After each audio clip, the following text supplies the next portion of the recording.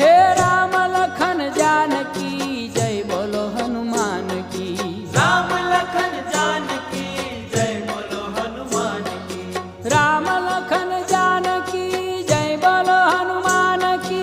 राम लखन जानकी जय बोलो हनुमान की।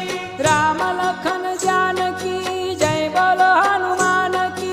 राम लखन जानकी जय बोलो हनुमान की। राम लखन जान